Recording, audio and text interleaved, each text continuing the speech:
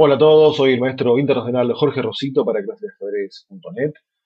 Y en esta primera partida del DVD Técnica en Ataque, dedicada a posiciones con reyes en ambos flancos, vamos a ver una partida clásica, una partida disputada entre Anatoly Karpov y Boris Spassky. La partida pertenece al famoso match que disputaron en el año 1974 en la ciudad natal de Spassky, en Leningrado. El encuentro perteneció a la etapa semifinal de la candidatura.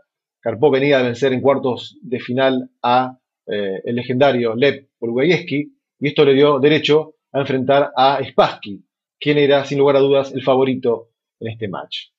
Según Kasparov, Spassky pudo mejorar claramente su rendimiento con respecto al match que había perdido en Islandia frente a Fischer en el año 72, pero sin embargo no le pudo alcanzar dicha mejora, dado que Karpov pudo vencer a Spassky por el score de 7-4. Vamos a ver el noveno encuentro, una de las partidas más famosas de dicho match. Comenzó con E4, C5, caballo F3, E6, D4, C por D4, caballo por D4, caballo F6, caballo C3, D6 y alfil E2. De esta manera, Karpov no juega su predilecto ataque Keres, que comienza con la jugada G4. Spassky responde con alfil E7, ambos enrocan, F4, caballo C6, alfil E3, y en esta ocasión se decide Spassky por la jugada alfil D7. En la primera partida de este match, y única partida en la cual Spassky pudo alcanzar la victoria, realizó la jugada E5, la partida continuó con caballo B3, A5, A4 y caballo B4. En esta oportunidad, el 10º campeón del mundo se decide por la jugada alfil D7. Karpov responde con caballo B3.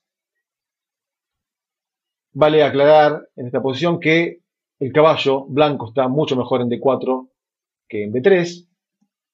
Sin embargo, luego de la última jugada negra, la amenaza es cambiar los caballos, jugar caballo por D4, y luego ubicar el alfil de D7 en la casilla C6. De esta manera, las negras ubican el alfil en la mejor diagonal del tablero y atacan el punto débil E4. La idea de la retirada del caballo B3 justamente es evitar dicho cambio, y entonces, si bien el caballo está en una casilla peor, al mismo tiempo evita que el alfil de D7 pueda lograr un rol más activo. El negro jugó A5. Se pudo comprobar a la postre que no fue un plan muy feliz para el segundo jugador.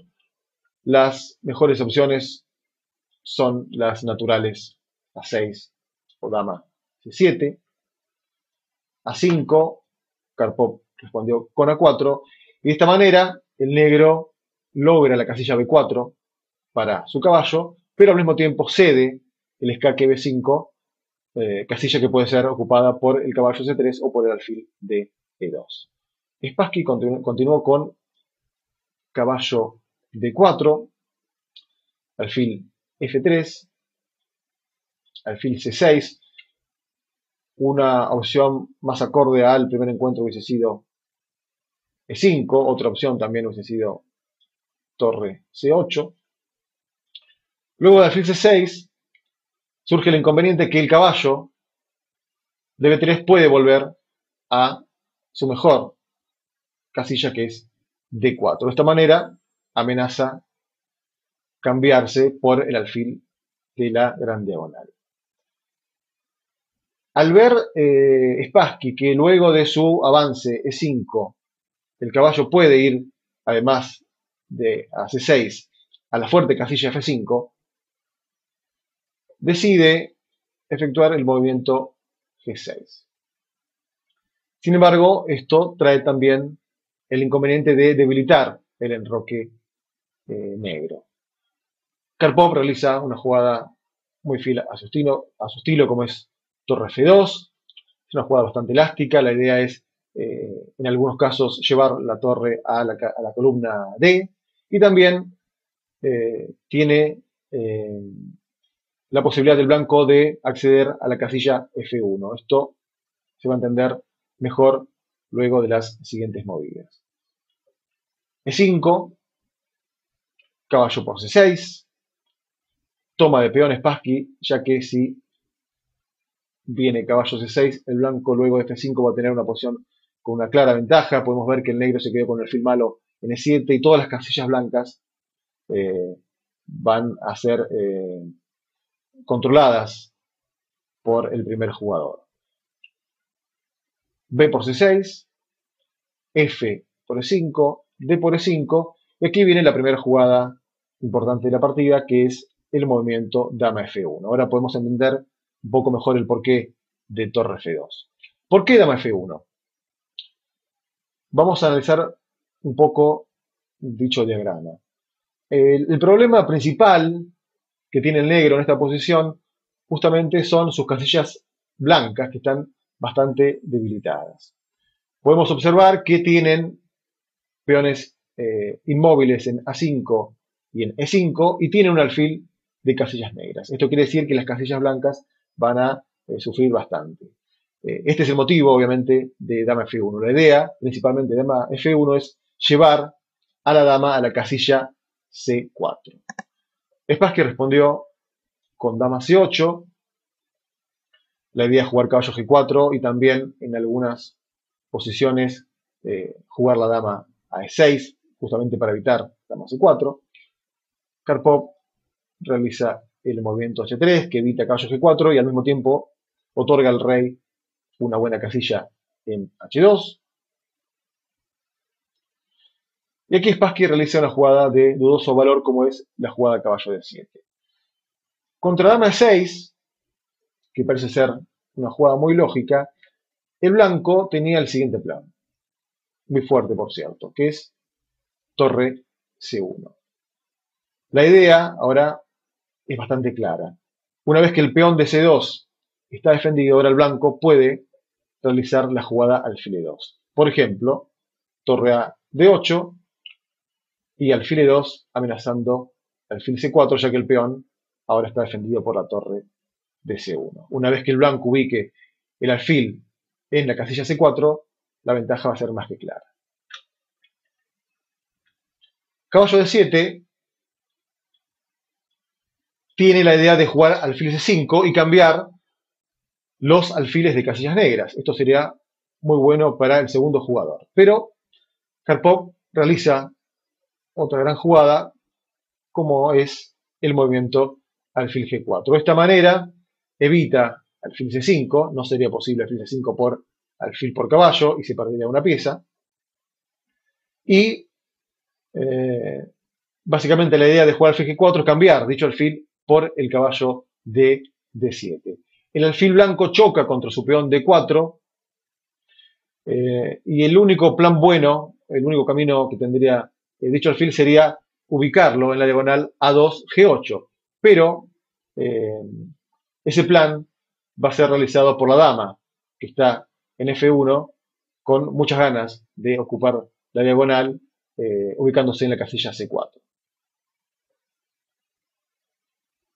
Una jugada también de dudoso valor, como es H5, efectúa aquí Spassky. El gran problema, el gran inconveniente de esta jugada es que debilita mucho el enroque, los peones van a quedar muy rígidos y cada posterior avance de dicho sector va a debilitar enormemente la posición del rey.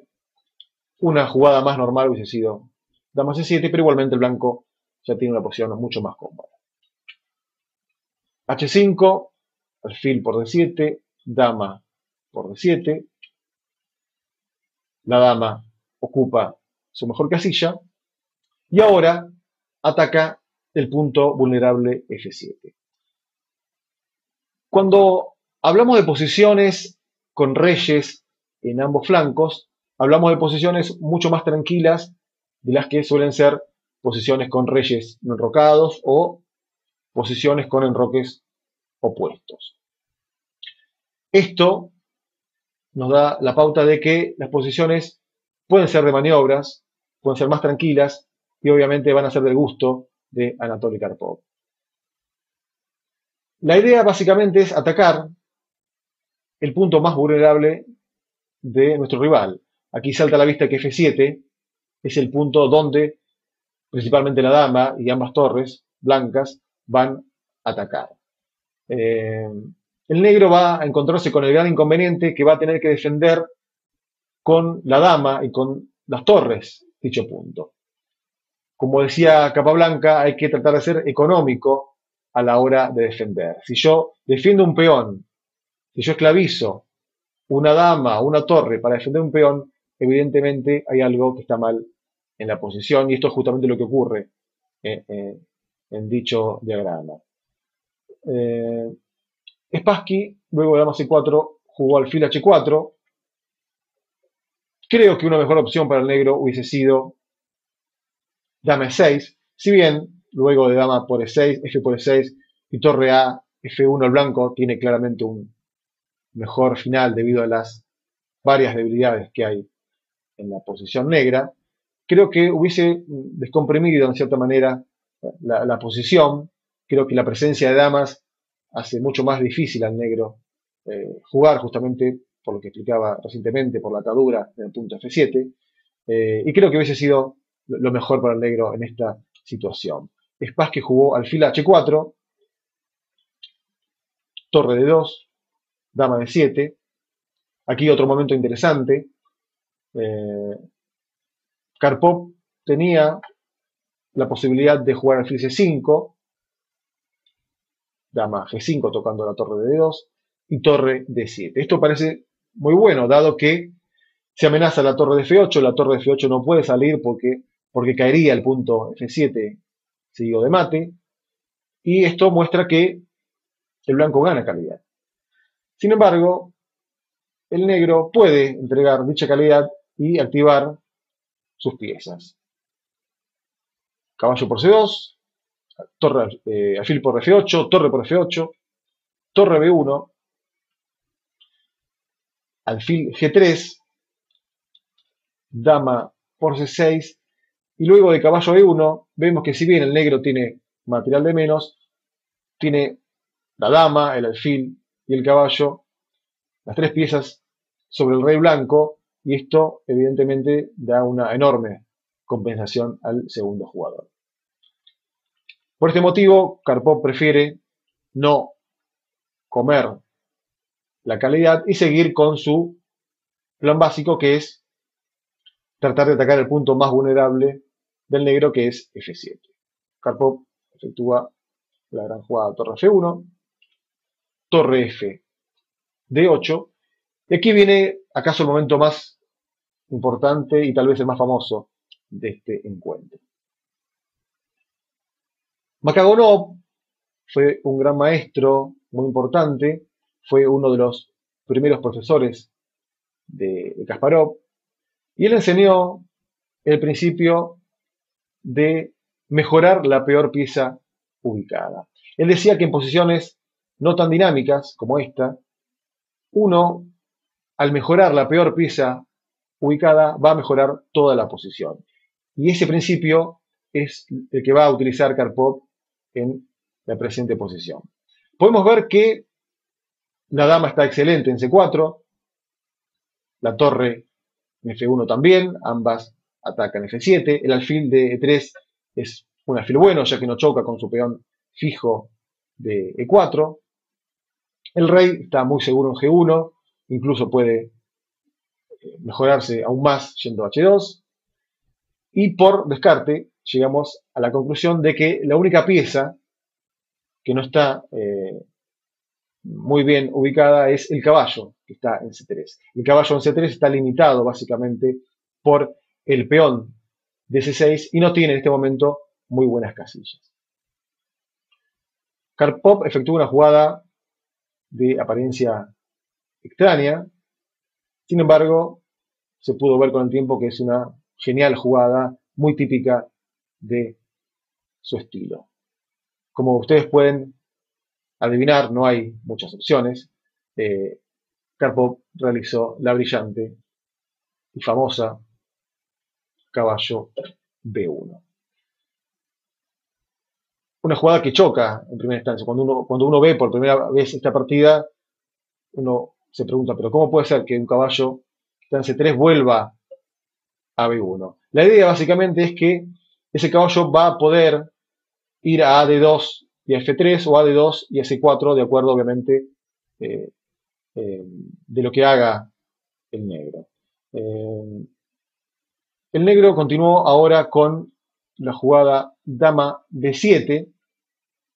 Nuevamente, el negro tiene a su disposición la jugada dama E6, pero ahora vamos a ver, luego de los cambios de dama por E6 y F por E6, la ventaja de tener el caballo en B1. Ahora el caballo va a poder ir a la casilla 3 y se va a poder instalar en la casilla C4, amenazando las debilidades, los peones débiles de A5 y E5. Spassky jugó dama B7 y ahora podemos ver otra de las virtudes del caballo de B1. Al irse de C3, obviamente liberó esa casilla para el peón y ahora el blanco va a poder desalojar al caballo de B4. Antes de realizar C3, efectúa el movimiento RH2, va mejorando de a poco sus piezas. Esto es muy típico en el ajedrez de Karpov, cuando tiene atado de pies y manos al rival, cuando el rival no tiene un plan óptimo, él va de a poco mejorando sus piezas. Recuerdo que él comentaba que con rey H2 es uno de los pocos casos en que un alfil, en que un rey, puede limitar a un alfil. Vemos que el rey H2 va achicando el alfil de H4, rey G7, y ahora sí, una vez que ha mejorado todas sus piezas, realiza el movimiento C3 para desalojar al caballo de B4. Caballo A6. Y aquí otro momento también muy importante de la partida. El caballo dijimos que tiene la intención de ir a D2 y luego a C4 o F3. Esto vamos a decidir la casilla de acuerdo a lo que haga nuestro rival. Sin embargo, no está en el ánimo de Karpov tomar torre por D8 y jugar caballo de D2. Vemos que uno de los inconvenientes del negro es la torre muy pasiva en la casilla A8. De efectuar el cambio, el negro se sacaría un problema de encima. Aquí viene un tema estratégico bastante importante que se da casi siempre en las partidas, que es el siguiente. En posiciones de este estilo, uno siempre se pregunta qué es aconsejable. Quedarnos con el par de torres, cambiar una torre o cambiar ambas torres. Obviamente eso va a depender de los matices de cada posición. En este momento, lo que podemos observar es que el punto F7 va a ser mucho más débil si yo lo ataco con ambas torres. La torre de D2 podría ubicarse, en el caso de que yo desaloje al alfil de H4 con caballo F3, la torre de D2, se podría ubicar en la casilla F2 y de esta manera lograr una gran presión sobre la casilla F7. De esta manera, todas las piezas blancas quedarían muy activas y las negras tendrían que defender de manera muy penosa dicho punto. Dicho esto, queda muy claro que al blanco le conviene permanecer en la posición con ambas torres. Por este motivo, Karpov realiza la fina jugada torre 2, una jugada de apariencia torpe, porque en realidad la torre está en una columna abierta y yo la ubico en una columna completamente cerrada. Sin embargo, esto es lo que se dice técnicamente una casilla de paso. La torre no va a permanecer por mucho tiempo en E2, lo que quiere básicamente es evitar el cambio de ambas torres en la columna D y liberar al mismo tiempo la casilla D2 para el caballo. Estas jugadas se pueden hacer en estos escenarios donde el rival no puede utilizar los tiempos que estamos cediendo de manera activa. Y esto es obviamente el escenario en que Karpov mejor se ha desempeñado a lo largo de su carrera. Luego de la genial torre 2, Spassky juega torre F8, una jugada bastante triste, pero al mismo tiempo es muy difícil aconsejar al negro a mejorar con otra jugada. Es la típica posición en que la mayoría de las jugadas son defectuosas. Karpov continúa con su plan de mejora, juega caballo de 2, alfil de 8, caballo F3, tocando el punto E5, y ahora Spassky juega F6. No era posible, obviamente, alfil C5 por caballo C5, una jugada que directamente liquida la posición, dado que después finalizaría su plan activo Karpov jugando torre de E a F2. Se adelanta a estas amenazas Spassky y juega F6. Ahora pasó algo importante en la posición. Dijimos durante estas últimas movidas que todo el plan blanco apuntaba a amenazar el punto débil de F7. Al avanzar el peón a F6, esa debilidad ha desaparecido. Pero en realidad lo que ha ocurrido es que se ha cambiado la casilla débil de lugar. Ya no es débil F7, pero sí, luego del movimiento F6, aparece la casilla 6 como la casilla más vulnerable para el negro. Podemos ver que el negro tiene peones en A5, N5 y en F6, mientras tiene un alfil de casillas negras. Esto hace que las casillas blancas sean muchísimo más débiles que en posiciones donde el peón está en F7. Entonces el blanco debe cambiar todo su plan y no doblarse en la columna F.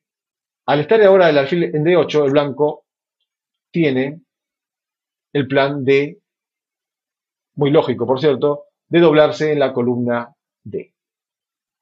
Karpov efectúa la jugada torre D2, alfil E7, ya en esta posición aparece la táctica, caballo B8, perdería luego de la fortísima caballo G5, ganando de forma inmediata, ya que amenaza, entre otras, caballo 6 y el caballo no se puede tomar. Alfil E7 fue la elección de Spassky. Y ahora, la terrible dama E6. Esto no hace más que afirmar lo que dije en la jugada anterior. El punto más débil del negro ahora es justamente la casilla blanca E6. El blanco amenaza torre D7, única torre D8, y ahora sí, el cambio de torres. ¿Por qué efectúa este cambio Karpov? Porque ya la táctica hace que este cambio sea decisivo. Spassky jugó alfil por D8, no era posible torre por D8 porque aparece la mortal caballo por E5 y contra dama C7, queriendo aprovechar la clavada del caballo, aparece dama F7, rey H8 y dama